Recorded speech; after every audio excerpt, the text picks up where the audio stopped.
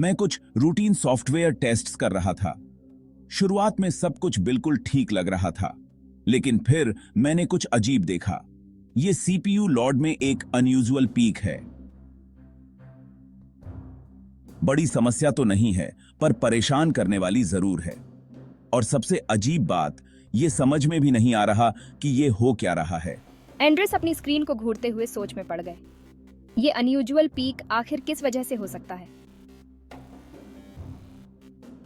लेकिन एंड्रेस को अभी तक नहीं पता कि ये सिर्फ एक छोटा बग नहीं है, बल्कि एक चालाक बैकडोर है जो सालों से किसी ने छुपा कर रखा है। शायद ये किसी दुश्मन ने, या हो सकता है कि राज्य प्रायोजित हैकर्स ने प्लांट किया हो। अब ये बैकडोर तेजी से ग्लोबल स्तर पर फैलने वाला है और इसी से हैकर्स दुनिया भर के सर्वर्स तक, अस्पतालों, कंपनियों और सरकारों के सिस्टम्स तक पहुंचने वाले हैं। इंटरनेट की चाबी और हर कनेक्टेड सिस्टम का एक्सेस अब इन अपराधियों के हाथ में हो सकता है। इस कहानी को समझने के लिए पहले हमें सॉफ्टवेयर इंजीनियरिंग और एक खास कोड के बारे में थोड़ा जानना पड़ेगा। बहुत सारी सॉफ्टवेयर दुनिया में कंपनी ऑन्ड होती हैं, जैसे वर्ड जो माइक्रोसॉफ्ट का है। सिर्फ माइक्रोसॉफ्ट के कर्मचारी ही उस सॉफ्टवेयर में कुछ भी बदलाव या अपडेट कर सकते हैं। लेकिन कुछ सॉफ्टवेयर ओपन सोर्स होते हैं, बिल्कुल विकिपीडिया की तरह। ये सोर्स कोड सबके लिए ओपन होता है, कोई भी देख सकता है, इस्तेमाल कर सकता है और अपनी तरफ से सुझाव दे सकता है। लासे कॉलिन इन्हीं मेंटेनर्स में से एक हैं और लिनक्स के एक टूल XZUtils पर काम करते हैं। लिनक्स दुनिया का सबसे widely used open source operating system है। हो सकता है आप सीधे अपने कंप्यूटर पर लिनक्स न इस्तेमाल करते हों, लेकिन दुनिया के सर्वर्स, मेनफ्रेम्स और सुपर कंप्यूटर्स लिनक्स पर ही चलते हैं। मैंने XZUtils पर काम करना इसलिए चुना क्योंकि मुझे पता था कि ये टूल बहुत से लोगों की मदद कर सकता है। ओपन सोर्स का मतलब है कि हम सब मिलकर इसे और बेहतर बना सकते हैं।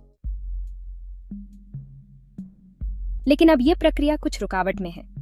दो वॉलंटियर डेवलपर्स अनंत और कुमार लासे से नाराज हैं। उन्हें लगता है कि लासे काफी धीरे रिस्पॉन्ड करते हैं और इस प्रोजेक्ट के रिक्वेस्ट्स को हैंडल करने में उनकी प्राथमिकता कम हो रही है।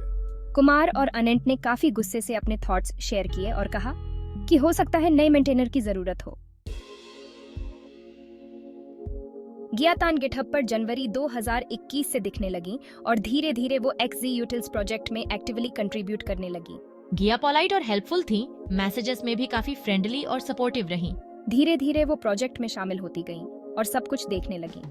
मार्च 2023 तक गियातान प्रोजेक्ट की को-मेंटेनर बन गई और थोड़े समय में उन्होंने लासे के सारे ईमेल्स और अलर्ट्स को भी हैंडल करना शुरू कर दिया।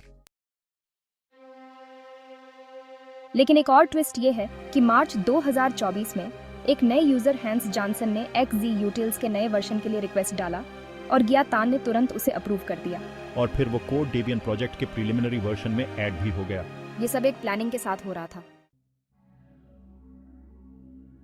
माइक्रोसॉफ्ट के डेवलपर एंड्रेस एफआर अपने टेस्ट्स के दौरान ये नोटिस करते हैं कि कुछ अजीब है।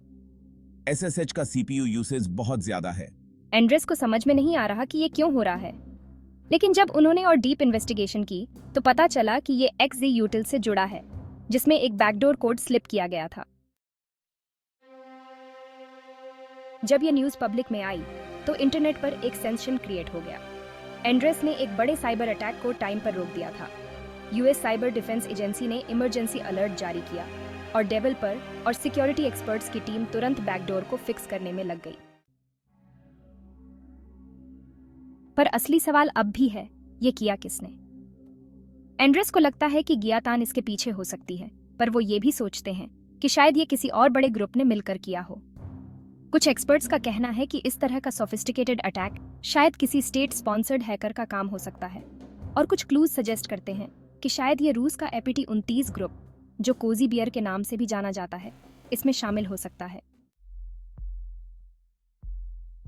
ये इंसिडेंट ये साबित करता है कि हमारा डिजिटल इंफ्रास्ट्रक्चर कितना वल्नरेबल हो सकता है।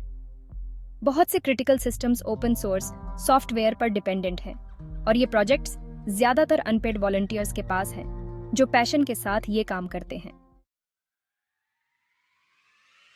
ये एक रिमाइंडर है कि अगर हमें अपने डिजिटल सिस्टम्स को सिक्योर रखना है तो हमें इन लोगों को सपोर्ट देना होगा और एक ऐसा इकोसिस्टम बनाना होगा जो इनकी मदद करे।